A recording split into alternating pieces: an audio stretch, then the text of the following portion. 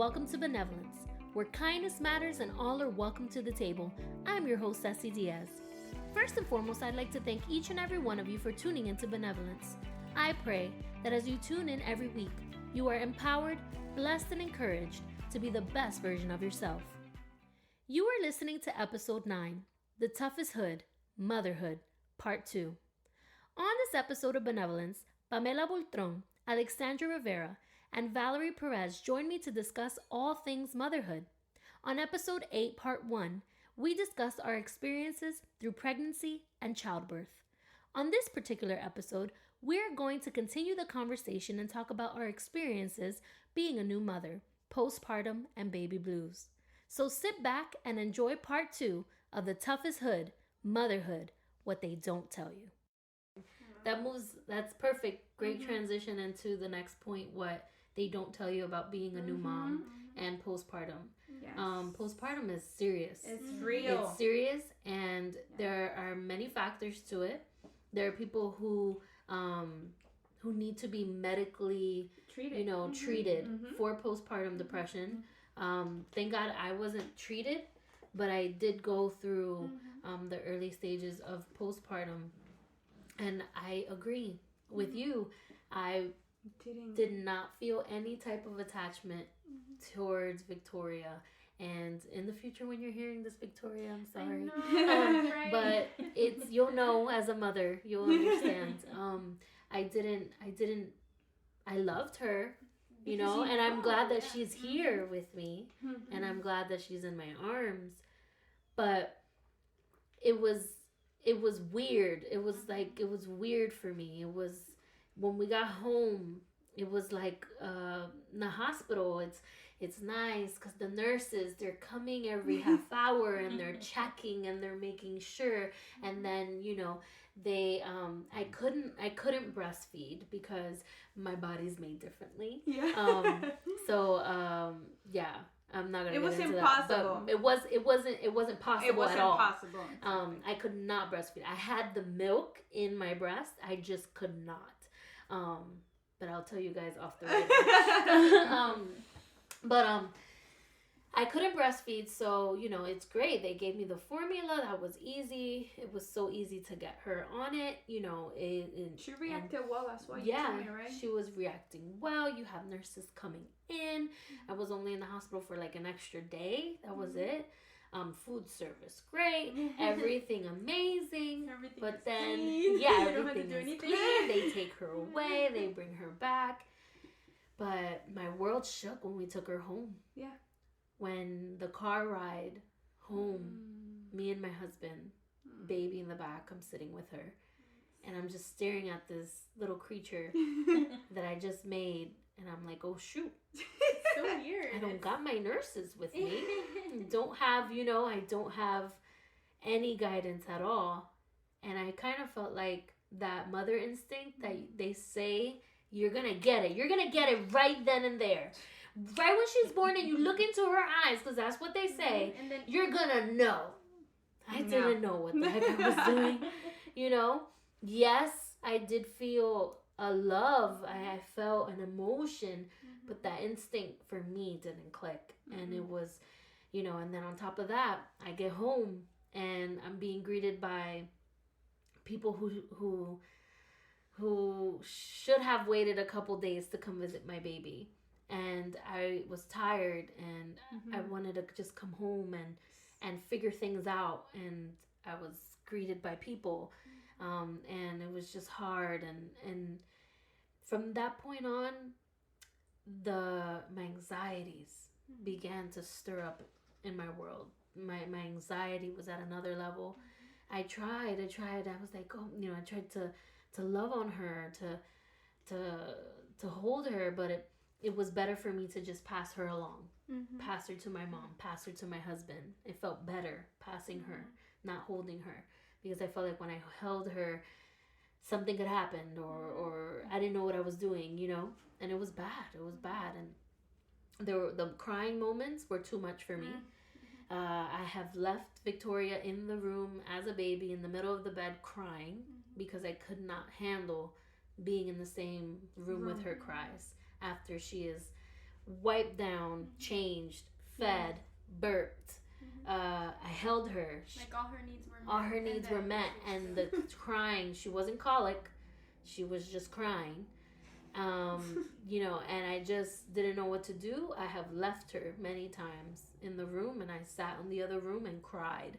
I felt hopeless. I felt like I was a bad mom because I didn't know what I was doing. You know, it was terrible.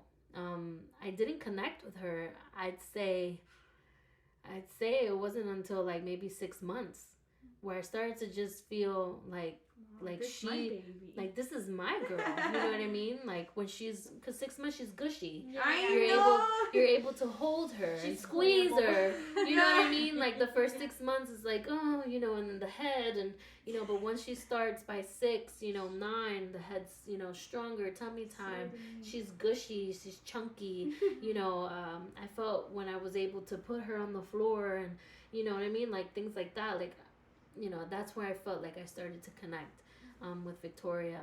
There were very dark moments. You know, I had already suffered from anxiety prior to Victoria. I already suffered from depression and all of that. And my nights were hard. The waking up and feeding her, the sleep deprivation was at another level because I love sleep. And you do sleep. Yeah, and I can sleep for hours. Like I can go, you know, and that was taken away from me. But I thank my husband because he saw what I was going through, and we worked together as a team, because I'm sure definitely he was going through his own adjustments, having a new daughter, especially a daughter, you know, because he's just a family of boys. He has 3 brothers. He doesn't know what it's like to have a girl. So having that adjustment, you know, new life, new just baby, and trying to figure it out, you know, the cleaning, you know, we know how, you know, we have to wipe, we have to go, you know, and there, and especially when they do number 2, you know, those transitions, you know, it was hard for him. He's like, I don't know if I want to do that. I'm like, babe, but if I'm not around, you gotta do it. Yeah. And he's like, and then, you know, and, you know, it was like transitions and things like that. But he was great. He was so great with me, and gave me my space when I needed it, allowed me to leave the house when I needed it. And one thing we did do as a team was that we took turns giving her the formula at night. So for those that breastfeed, I'm so sorry, but because I gave formula, we're like, okay, you're gonna do one night, I'm gonna do the next night, and that's what we did. So at least every other night, Anthony and I was able to get a full sleep. So, you know, that's a lot. It was a big help because it was when it was his turn. Yeah, obviously I'll wake up with him. You know, I'm looking at him, but then I'm like, okay, he got this. You know what I mean? But I don't know. That was my experience. There were dark moments for me, like it was a lot of sadness. I was just sad, and it's so. I don't know. It's sad that we feel. It's sad that we felt sad in Yeah. such a happy moment in our lives, but I was so sad. And I feel like society kind of does put that pressure on you that it's supposed to be magical. It's supposed to be this amazing thing, and then you get kind of upset that it's not, and it's like a real life, and it's not easy. You know. So I think I can understand why a lot of women go through that and experience that, because their expectations are not realistic. Yeah. And it sucks. So that's you know, I don't really have any moments, but I know that there were a lot of dark moments. My cloud still lingers, even when she's about to be 5. Unfortunately, you know, there's people that get out of their cloud quicker than others, but my cloud is still there, just because, like I had said prior, I'm not good with change. I'm not. I'd like for everything to be the same all the time, but she's growing, and she has different seasons, and she has different, you know, she's growing, she's learning, and every time there's a change, that's where that cloud kind of covers my brain, and I can't function, you know, because I'm trying, like, okay, what do I do in this moment now? Now that she knows this, okay, what do I do? And like even a couple weeks ago, My daughter is beautiful, and she is uniquely made by the Lord, and she is bigger than most people. She's most kids her age. She is the tallest of her class, and she will always be the tallest of the class. And I've told her that you're tall, but you know you're gonna always be tall. Okay, I said, but that's good because you get to see over all the kids. You get to see, because her I'm tall, her dad's tall, her uncles are tall. My family's tall. She's always gonna be a tall girl. And just to share this, she was called the FAT word the other day. And that's when this is an example of that cloud never leaving, because she's only 4, she's only in VPK, that's preschool. Like, what is someone calling her that? She doesn't even know what that word is. We don't use that word in my home. And I could tell you that cloud, as a mother, consumed my world, because it was the beginning of a worry that I felt like I had to deal with for the rest of my life, because she's always going to be different. And I'm trying my best for her to love herself. Her father and her mother are working hard for her to love who she is and love and accept the way that God made her. But when someone crosses those lines and someone's introduced her to cruelty, I have a problem with that. So I'm crying because the cloud is still there. Because now it's like every day I have to ask her, how was your day? Was anybody mad? Was anybody being bad to you? Did anybody call you any names? Obviously the situation we cleared. I talked to the teacher talked to the kid, you know what I mean? And they're working with that. They moved her somewhere else. But like, as a mom, you don't want to have to go through that. She's only 4 years old, and like, that's the cloud that no one tells you about. That's the worry that no one tells you about. You know what I mean? Like, no one prepares you for those moments. When you go through it yourself, whatever. You know what I mean? Like, someone calls you a name, growing up, or if you were bullied, but when it's your kid, you will do anything for that kid. That's a whole nother ball game, And man, it's just it's hard. It's hard. No one tells you about those things, and then I think about like my mom when I was rebellious and when I was doing the things that I wasn't supposed to be doing, and the guys and all of that, and my mom worrying. Like, I get it now. I get why my mom was there praying on her knees, like, Lord, there's nothing I can do right now, but I know you can. You know what I mean? And like, is never ending. So I just wanted to share that because postpartum, it continues on. You know what I mean? And especially it comes in different forms, and especially for those that have mental health illness prior to birth, to giving birth and all of that. Like, it's something that you really need to deal with. And if you don't have the Lord, it's a little harder. And we are a Christian podcast, so though I could tell you and testify that the only one that has kept me through day by day is Jesus, because if it wasn't for him, I'd be having a very hard time with these transitions, But that was my situation. I'm still going through it. But I just keep my firm faith on Jesus and holding on tightly that he's got her. He's God. Like, there's only so much as a mom that I can do to protect, but I know that at the end of the day, he's got her. So that's my stuff. Me, the cloud, I was telling, I remember I was telling you that the cloud too, Alexandra. I remember after giving birth, I didn't feel the connection with her. I did not. It took me, I think, a month that every day I would see her and I would text you. I'm like, oh my God, where all this love come from? Like, I look at everyone else. I don't love nobody else when I compare it. Dang, no. Like, my daughter, you will do any, like, I will move sky and hell for that girl, you know what I mean? So I remember when after delivery that they moved me to the staying room and whatever. I said, you need to take her away. Please.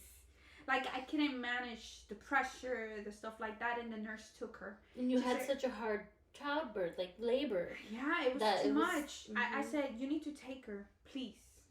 And then I was breastfeeding her. She said, remember, Mom, when she's hungry, I have to bring her. It's not like a formula that they can feed her. And then I wanted to breastfeed. So I remember when in the delivery room, when they saw me and do everything, they put me in the chair. They put you naked, put you a new gown with like 20 people there. And I remember they're giving me my arms, and I'm like, what am I gonna do with this girl? And then one of the nurses said, are you gonna breastfeed? I said, yes. She took my breast out, she pressed it, and she connected that baby. I was like, oh. Like, everything was so like, what's going on with my body? And then, you know that I'm not emotional, I'm not very, but gosh, like, I catch myself changing, like, from happy to sad. Like I can catch myself, and I know it wasn't me. Like, you can control that. And I remember that the next day, Monday, my husband wasn't like a mess. And I remember it was a mess. So I remember they took her out, and I was laying on the bed, and I saw the sun going down. When 6 o'clock hit, I think the atmosphere changed of like... It's you expecting the night and what the night was gonna bring. Yeah, I already like advanced. Yes. Like 6 o'clock hit. It was like I had to go inside a cave, and I was not gonna get out. And I remember I was laying down there, and the nurse came, and I said, I'm gonna have an anxiety attack right now. And she's like, have you suffered from it? I'm like, no, but I know the symptoms, and it's gonna come soon. Like, I felt everything changing, and I just bulk cry, and they saw me. I couldn't breathe, and so like my husband was there. My husband got worse. And I remember the nurse said, take the baby out. They had to take the baby out. And I kind of remember I told my husband, can you call Angelito so he can sing for me? That's what I said to him. So he can sing for me. I know. And I was like, and he was trying to call Angelito. He couldn't even call. And why is he like the guy of our lives? I know. I don't know. I want to pressure him so bad. I never told him this. I never told him this. That's why I'm a little bit, about to cry. Because I said, that's what I said. I said, you need to go Angelito because he needs to sing to me now because I'm about to lose it. And Javier is crying. Everyone is crying, doing this and that. And then I couldn't manage. I see Javier. I get more upset. I'm like, I feel like I didn't have no support when I did. Yeah. And I couldn't. And it went away, and they gave me like a pill. She said, it's kind of like a Benadryl to help you sleep. Don't feel crazy. And then I kind of recovered from it. And I was okay, blah, blah, blah. But then I think the cloud lasted a very long time. Like, I would say a couple months. And I remember when I got home, the day by day, I would see her and I would love her more and love her more and love her more. And then the mistake that I did, I was comparing my love for her to my husband. You can compare those two love because it's different. Yeah.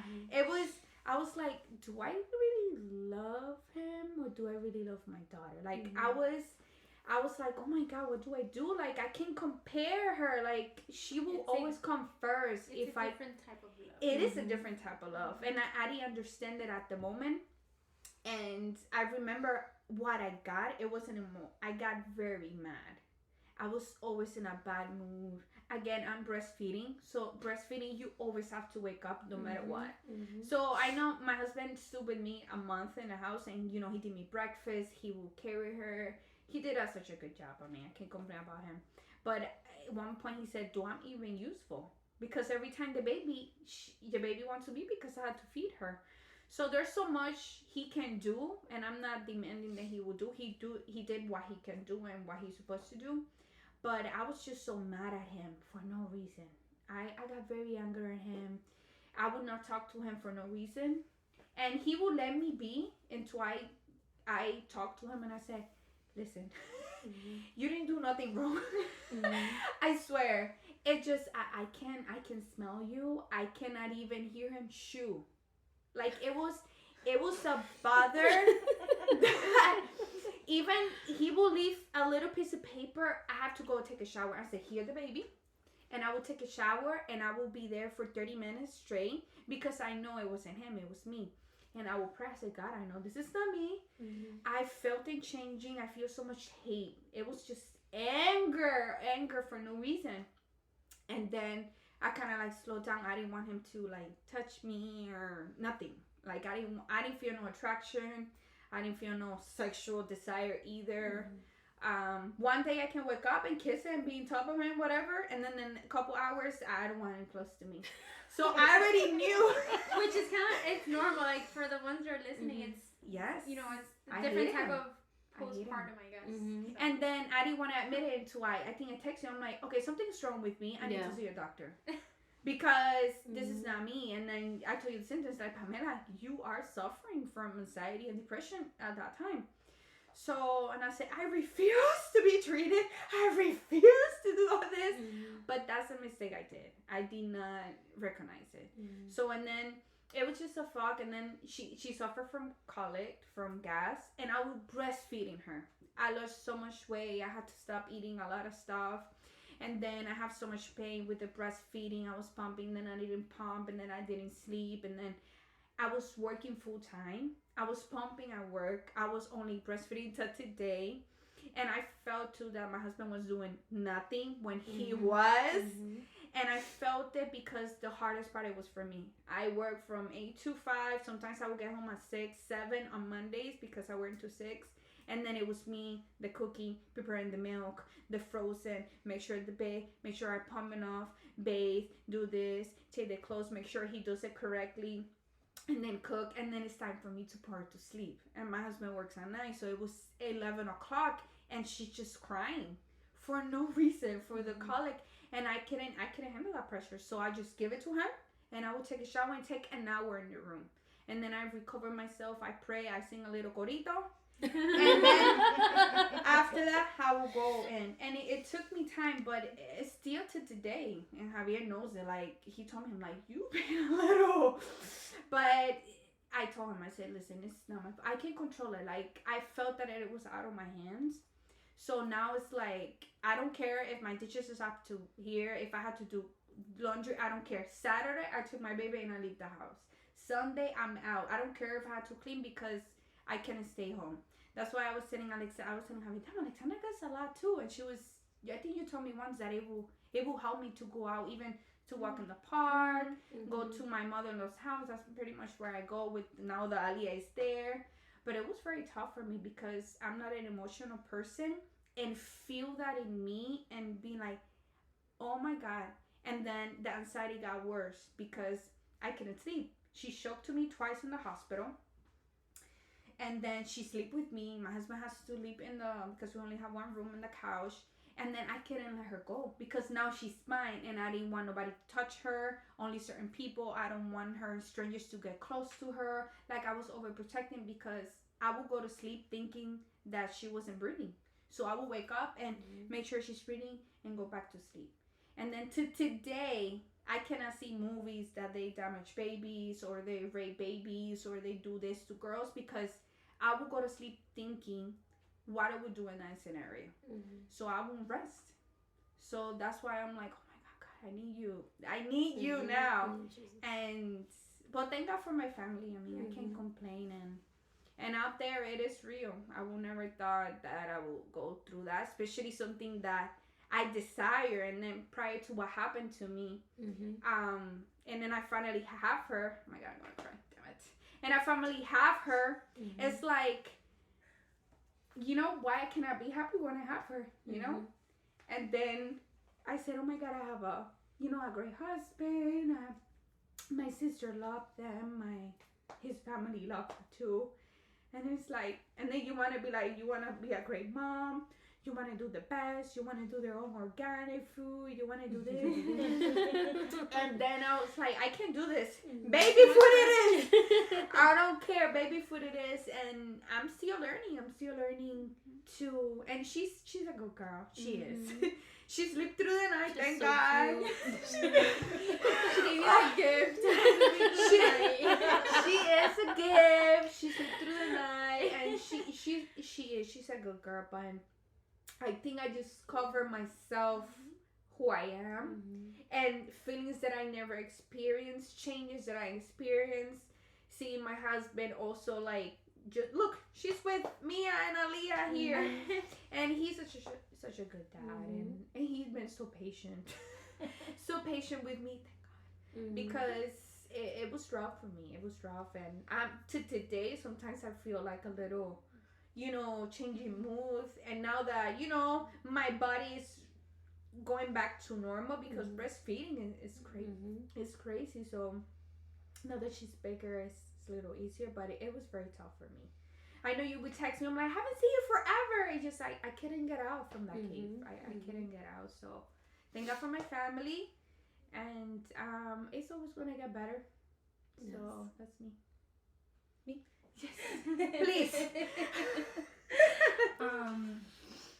So I didn't really, have a lot of what you guys said. I did have like some of my moments. The only real moment I can remember was one time I was just super exhausted. I did try breastfeeding. She wouldn't latch on to me, so I continued to pump.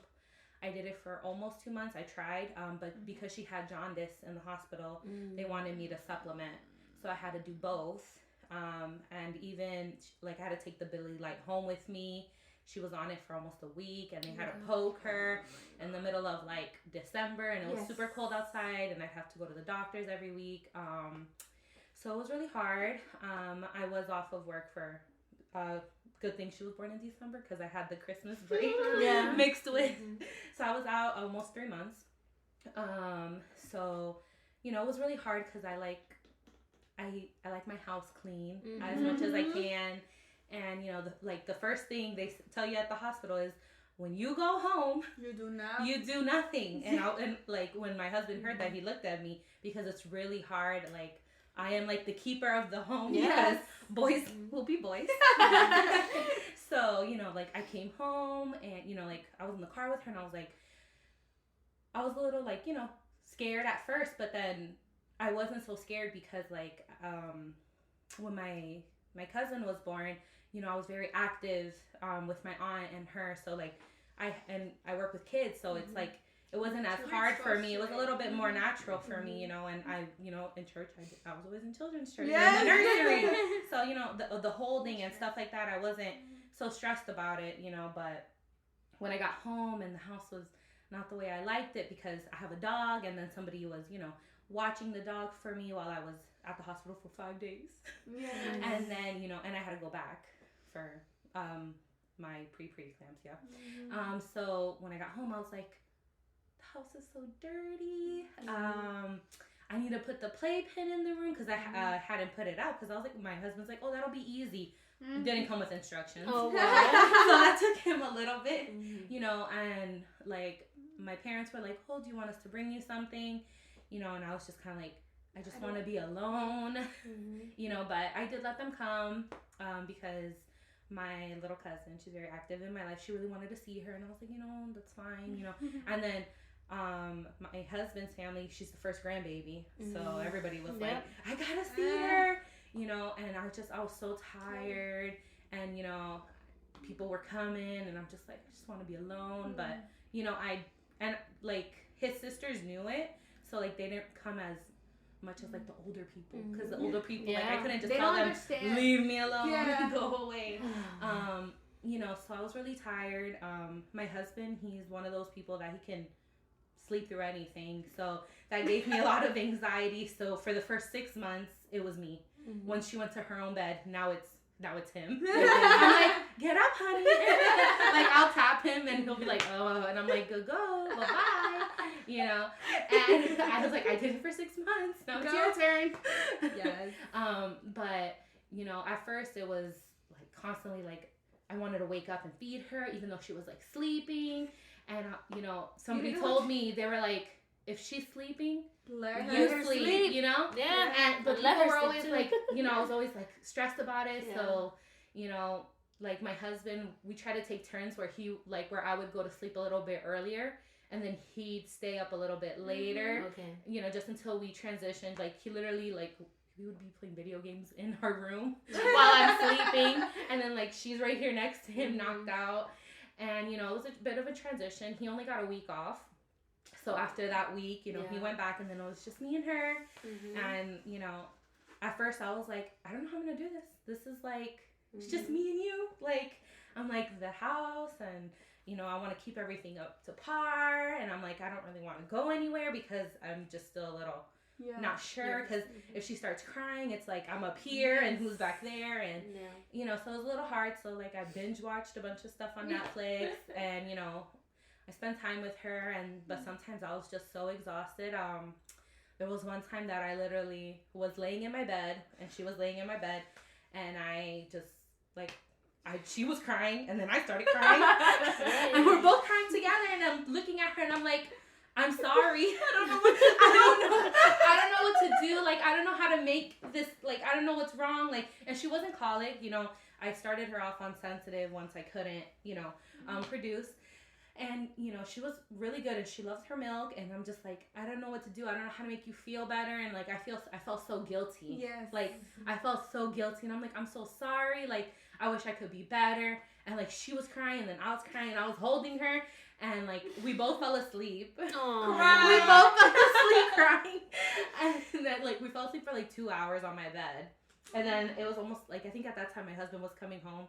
So, like, I got up and made sure dinner and everything was ready, and that was really, like, the only time I really felt like, okay, this like, I felt like pressure because, like, I would share her with people. Well, not really sharing, but, like, you know, I would let other people hold her, but, like, I didn't want them to hold her. Yeah. But, like, I didn't want to be that mom. Yeah. Like, this is my kid. You don't know anything about her. You don't know. Because I didn't want to be that person. And even though I felt, like, that anxiety and that stress, like, I still, like, you know, gave her up, you know.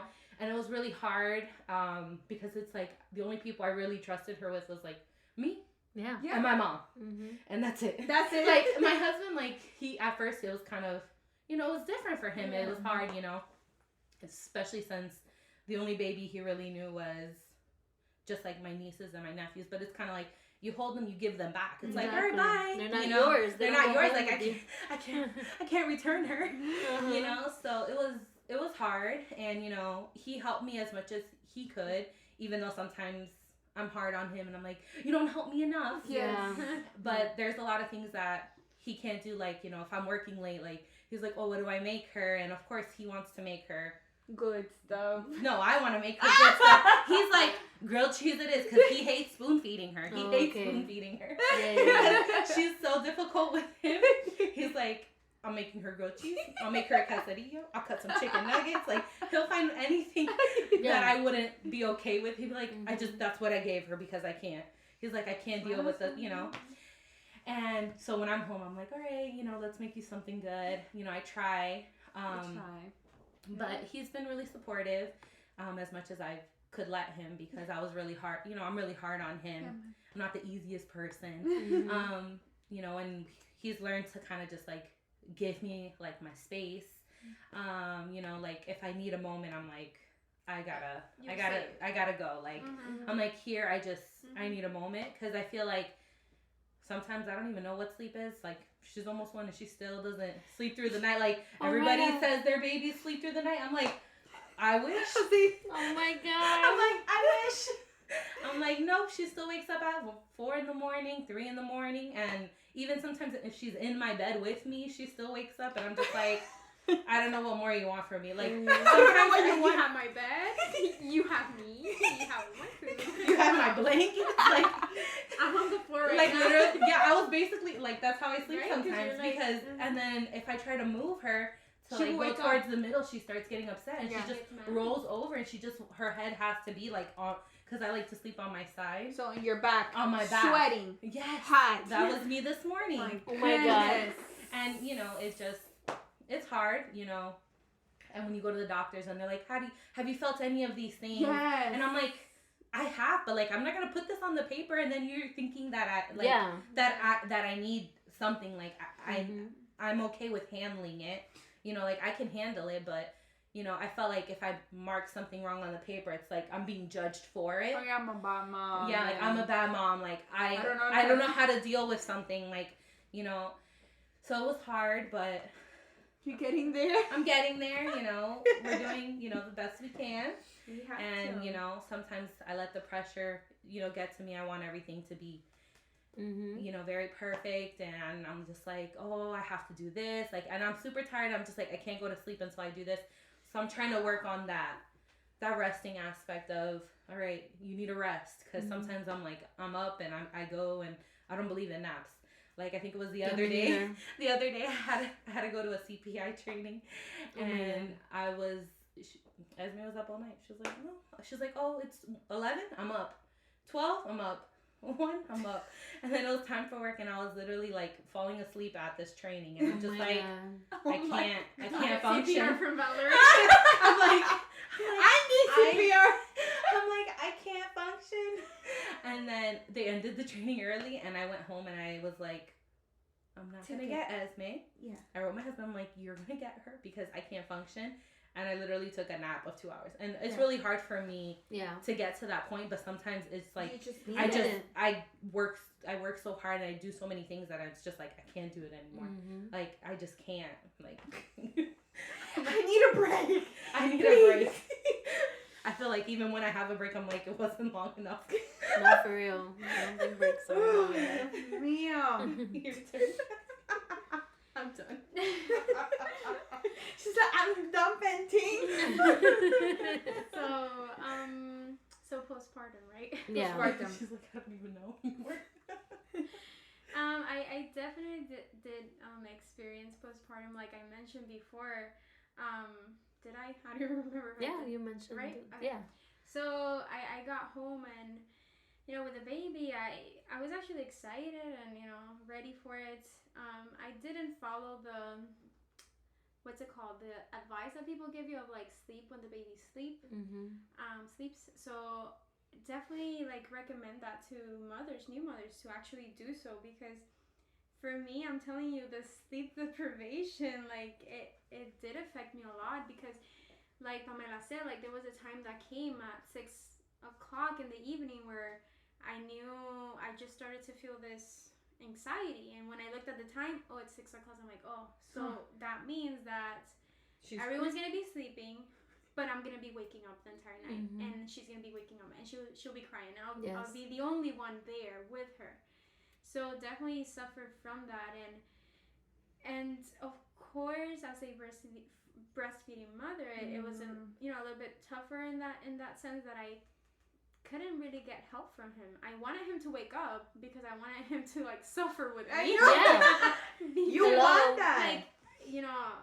But you know, I kind of learned to, instead of like being pulled into it, I would see the time, I would start to feel kind of like antsy. I would like to sit next to my husband and even hold him. I would just hold him, like, just to not feel alone. And then I would be like, you know what, I'm gonna take a shower, and that was kind of like my escape, you know. And my time alone from like the 24 hours of the day, you know, with my baby.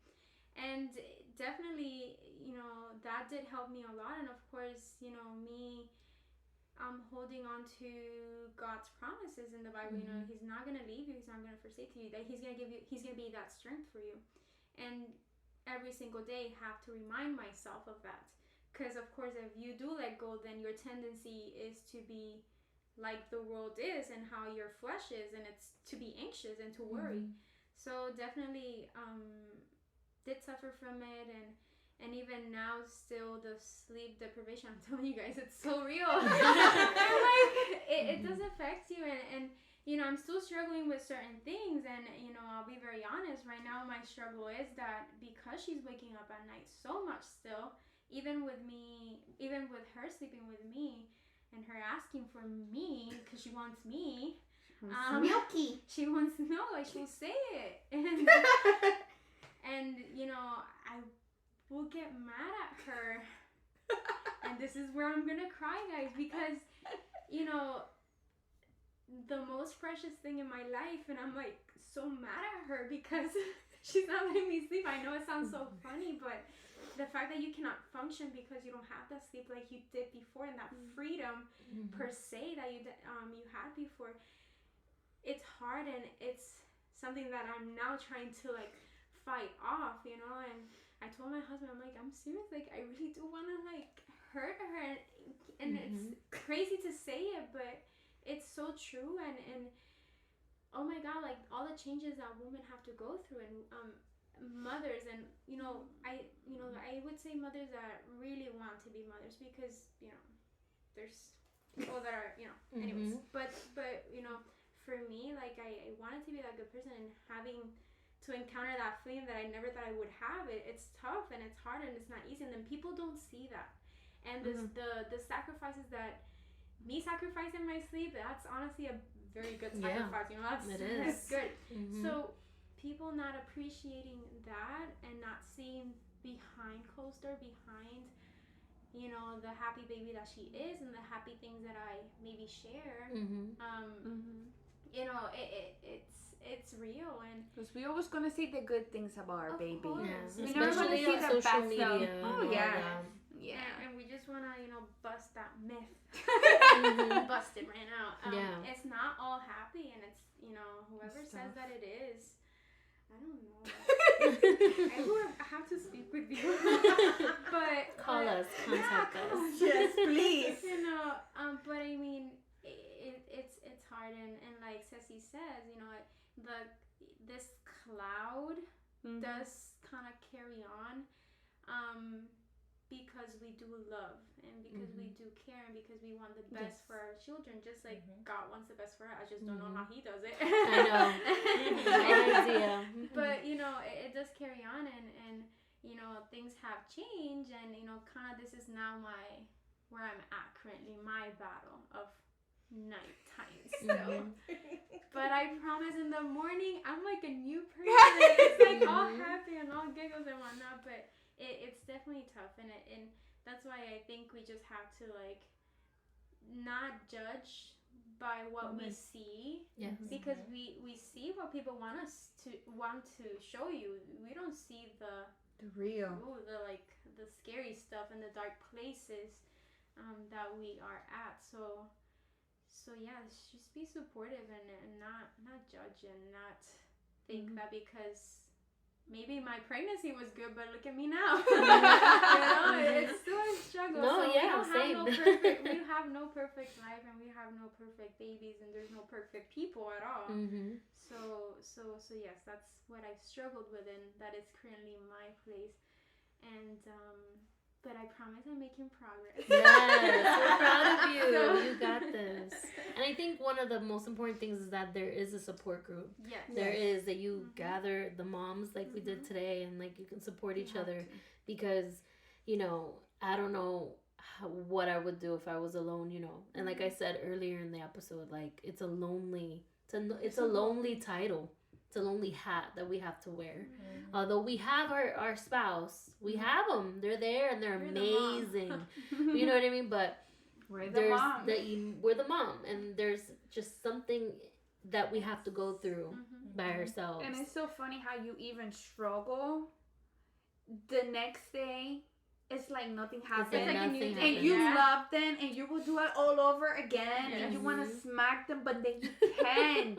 And then you want it all over, and then you want to break, but then you don't want to break. You want to be with her all the time, and then you don't want to get out because I want to be with her if you work full time. But I think that's why we can go through all this pain. And we don't even hold grudges against our kids until they grow up. Like, you know what? I pushed you for 3 hours. But it's like, I would do it all over again for her. Like, yep, I agree. It's crazy how you love someone and they haven't done nothing to you except be them. Be them. My God. So, wrapping up this episode, because definitely 2 parts episode.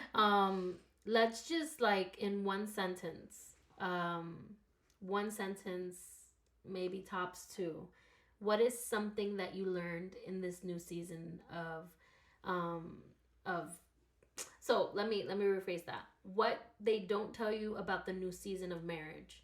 So what is something that they never prepared you for in regard to you and your spouse and to you and your relationship? So, like for me, I guess what they don't tell you is that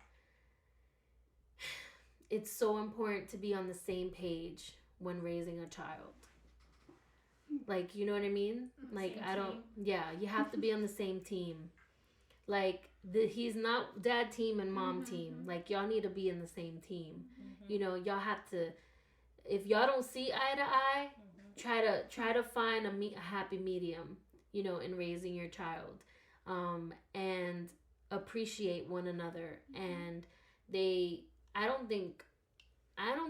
probably heard it a couple times, but like, I'm gonna say it again. Take time to date your husband again, because it's a new season. Yeah. Get to know him again in this new season, because we know him single, no babies, yeah. But date him again. Yeah, baby daddy. It sounds good, but it's true. Yeah. Get to know them, date them again as a father. You know, and I think that's something that they didn't tell me in the new season of like having a child. So what's something that you learned from your husband in this new season? So, in one sentence or two sentences or less. About what did they about our marriage? Yes. Guys, I can talk to her like that because she's my BFF, and I know that she can like. I know I can go on. Something that nobody told me is that your love change. It does change. And I will agree with you. You have to date it again. And like, yes, like your love grow for the baby. You can explain. It's okay. Right? Because your love grow for the baby, I think you have to grow another love for him. Yes. You have to. Because you cannot compare it.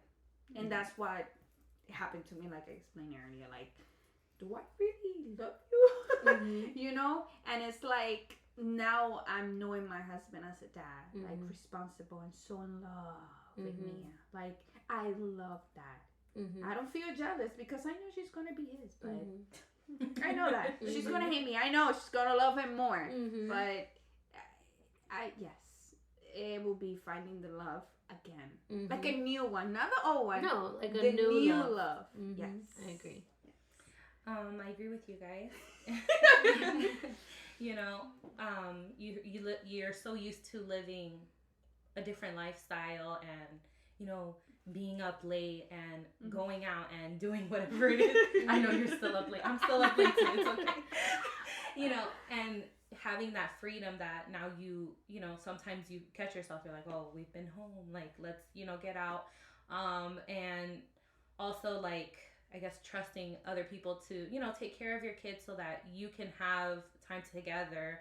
Or even if, you know, you put your child to sleep, hey, let's watch a movie together, even something as simple as that. And, you know, trying to grow this new love, you know, together. Like, now it's not you and me, now it's, you know, it's us. And taking that time for us to still have moments with each other, even though, you know, we have our daughter now. Exactly. You know, good. And I just feel that, oh yeah, I know, sorry. No, you're fine. I just feel that it's important to take that time because, especially if you work a lot and they work a lot, you know, we're pretty much on the same schedule. Thank God, not everybody has that blessing, you know, but still trying to make it work, where you can, you know, love on each other and spend time with each other and still manage to spend time with your child as a family.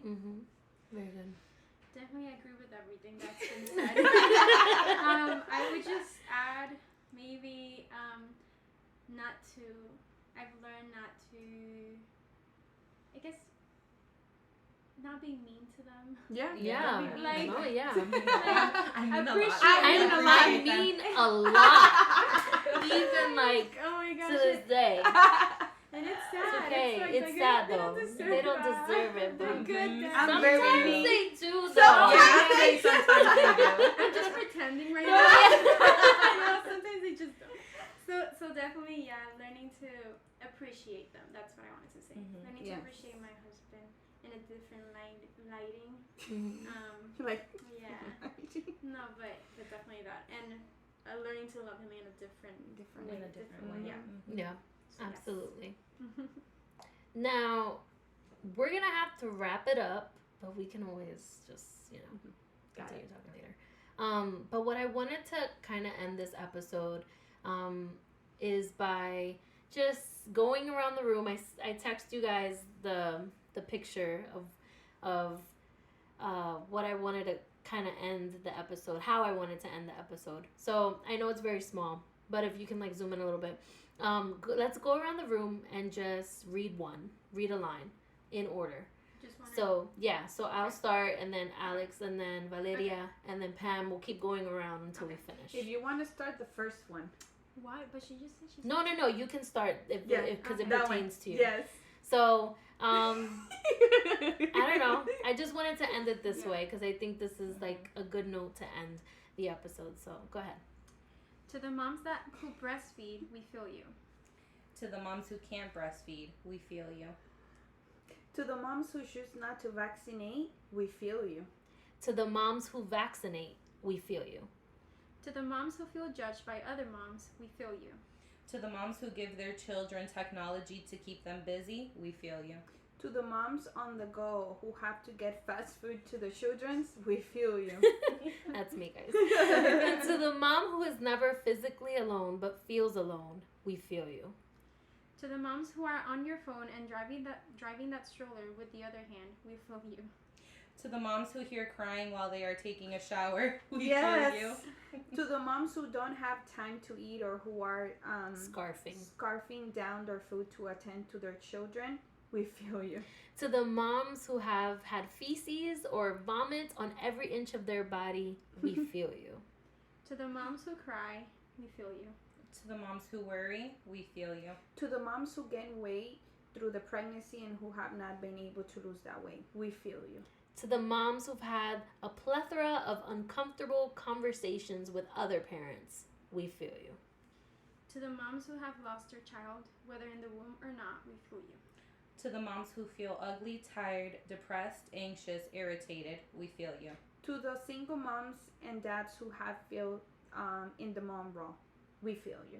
To the moms who fear sending your kids to school each day because of school safety, bullying, etc., we feel you. To the moms who feel unthanked, unappreciated, unnoticed, unseen, unkept, unheard, and undone, we feel you. To the mom who still sleeps with her baby, we feel you. That's me. To the moms who feel like they're lost themselves, we feel you. To the moms who have found themselves after feeling lost, we feel you. To the moms who struggle, cry, weep, and lose sleep over your children, we feel you. To the moms who love their children regardless of the circumstances, we feel you. Isn't that beautiful? That's very beautiful. It is. So beautiful. So, well, there you have it. Yay! Like, honestly, Good one. we could not get through everything that we wanted to talk about, but I hope that as you listen to this episode, you were blessed, encouraged, empowered. Even if you're not even a mom, you're nowhere near to being a mom, it's always great to hear these stories, to know that every mom goes through a different experience. It'll help you appreciate your mom, because even though your mom probably doesn't tell you anymore, if you're a teenager and right now you're just feeling some type of way towards your mom, you can appreciate her and know that while she was having you or after birth or whatever, she went through her own story, her own thing. So appreciate your mom, and appreciate your dad if you never had your mom around, because your dad is the one that have to fill that role. Appreciate your grandmother who is raising you. Appreciate your uncle, your aunt who are taking you in as one of their own. So just appreciate the people that God have placed around you. And just know that every story is different. You might have a great pregnancy, but a hard childbirth, or you may have a lousy pregnancy, but a great labor or childbirth. So everyone's different. And Pam and Alexandria and Valerie, thank you so much for joining me at the table. I had so much fun, and I know that, you know, your stories are definitely going to bless others. They've already blessed mine, my life, and I know that we are leaving here comforted and encouraged to continue the task that God has placed upon us. And I know that our listeners, no matter what stage they are in their lives, have been blessed by our stories and experiences. So make sure to follow and show these lovely ladies some love on Instagram and Facebook, if they have a Facebook or not. But you can always show them some love. And thank you all for tuning into Benevolence, where kindness matters and all are welcome to the table. Make sure to follow Benevolence on Instagram at Benevolence Podcast, or I am Ceci Diaz. Sorry.